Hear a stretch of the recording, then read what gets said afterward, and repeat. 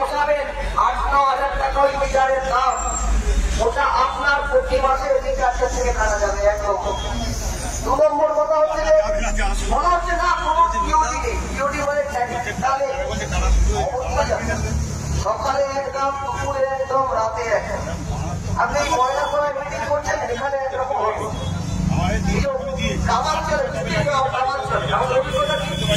আমরা দেখি শহরাঞ্চলে স্মার্ট মিটার লাগানোর জন্য কেউ তো অত্যন্ত গ্রামে কয়েকটা জায়গা লাগাচ্ছে, বলছে যেখানে ব্যবসা নেই সেখানে লাগাবো, বিদ্যুৎ ব্যবহার যেখানে কম হয় সেখানে লাগাবে।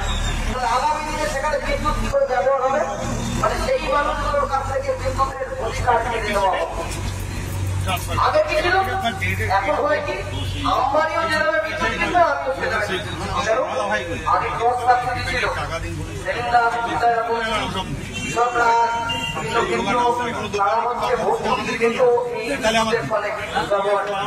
এখন আর বিদ্যুতে চালু হয় তাহলে কোনো ভর্তুকি থাকবে না। আমার এতদিন ধরে 70-72 বছরের দেশে যাই, তাকে আমি প্রথমে ব্যবহার করতাম, পরে বিল যদি দিতে না পারতাম কিন্তু ফাইন দিয়েও আমার হাতে সময় থাকতো। আর এখন আমার টাকায় কোম্পানি ব্যবসা করবে, আমাকে আগে টাকা দিতে হবে।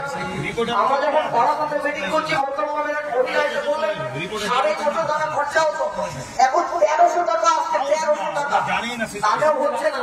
সকাল থেকে রাত অব্দি আপনি মিটারের দিকে এর জন্য মোবাইল নিয়ে হাতে বসে থাকবেন, কখন কি কেটে দেবে।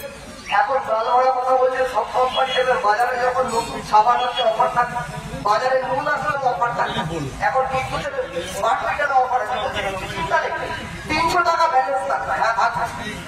সেই 300 টাকার ব্যালেন্সও আপনার থেকে কেটে নেওয়া হতো এবং 1-1.5 বছরের সময় দেবে, তাদের অফার দিয়ে আপনার আমার বাড়িতে মিটারটা ঢুকিয়ে দেবে।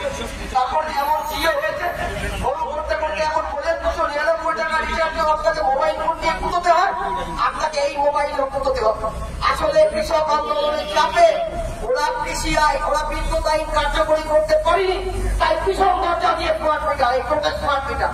আর পশ্চিমবাংলার মুখ্যমন্ত্রী মমতা বন্দ্যোপাধ্যায় 2 বছর আগে পর্যন্ত বলেছিলেন আমি স্মার্ট মিটার বসাতে দেবো না। এখন আইফোন 20 কাটা যাবে, কয়লা থেকে, শিক্ষক নিয়োগ থেকে তেল, কয়লা, বালি, লোহা সব কিছু চুরির সঙ্গে মাটি সব কিছু চুরিতে ভাই করলাম, তাই স্মার্ট মিটারটা দুটো লাগাতে হবে, মোদীকে খুশি করতে হবে, তাই জায়গায় জায়গায় এই মিটার লাগানো হতো। এবং 2003 সালের বিদ্যুৎ আইন, সেই বিদ্যুৎ আইনে বলা এই মিটার লাগানো হচ্ছে অপশনাল, আপনার ইচ্ছে থাকলে লাগাবেন, না ইচ্ছে থাকলে লাগাবেন না, জোর করে এই স্মার্ট মিটার বাড়িতে বসানো যাবে না। এবং 2003 সাল থেকে বিজেপি চক্রান্ত বিদ্যুৎকে বেঁচে দেওয়া 50% আম্বানি আদানি নেতাদের হাতে চলে গেছে, আর 50% আছে দেশের মানুষের রক্ত ঘামে তৈরি ভাবনা নাগাল প্রকল্প, দামোদর মালিকের করে তার একটা বড় বিদ্যুৎ প্রকল্প, জনগণকে বিদ্যুৎ দেওয়া। যদি যখন প্রফেসর বলেছিলেন গ্রামে গঞ্জে প্রত্যন্ত অঞ্চলে বিদ্যুৎকে পৌঁছে দেবো, এরা 13-14 বছরে একটা বিদ্যুৎ কেন্দ্র করেনি, উপরন্তু সাধারণ মানুষের কাছ থেকে বিদ্যুতের অধিকার কেড়ে নেওয়ার জন্য এরা চক্রান্ত করছে।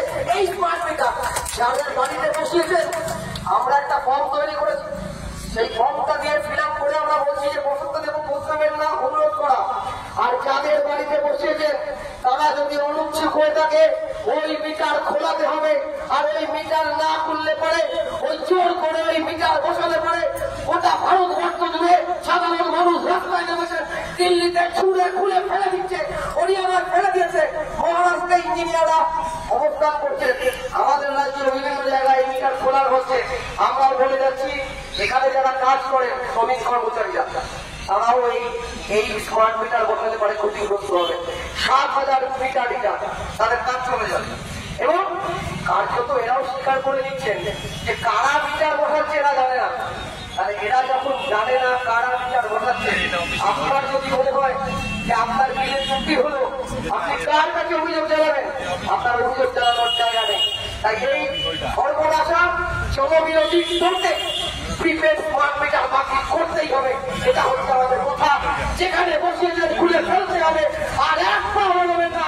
জনগণ পালন করেছে, জনগণ সাবধান করছে, এক পা এই মিটার নিয়ে বলবেন না, কারণ এই মিটার সাধারণ জনগণ এই মিটারকে প্রত্যাখ্যান করতে চাইছে।